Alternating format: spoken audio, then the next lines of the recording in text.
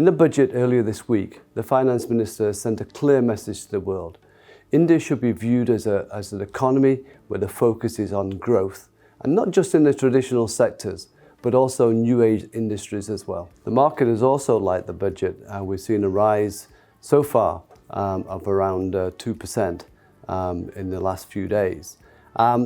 And what did they like about the budget? Well, I think the market liked the fact that there was no negative surprises. There was nothing on tax. And the market always likes that kind of news.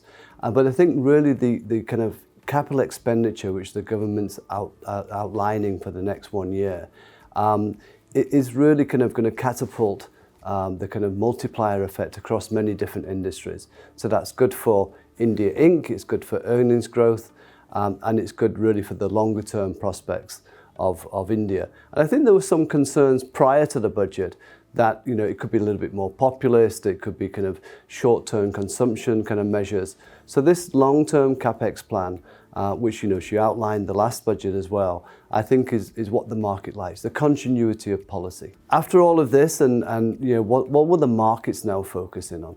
I think they're focusing on two things. One is the inflationary aspect of this capital expenditure, and also what the RBI might be doing in their forthcoming policy. Now, India stands where everyone else in the world is now. Inflation edging higher, and the prospect that tightening or increase in interest rates will have an impact on the market. So that's we're going through what the world is going through. So I think that's going to be continue to add to that volatility that we've talked about before, both globally and locally.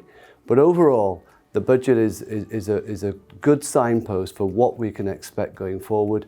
Increase capex, get the multiplier effect going, and also have the private capex cycle start to pick up. So all in all, good for earnings, good for growth, and I think the picture that it's painting overseas, we'll see a lot more foreign direct investment come into India.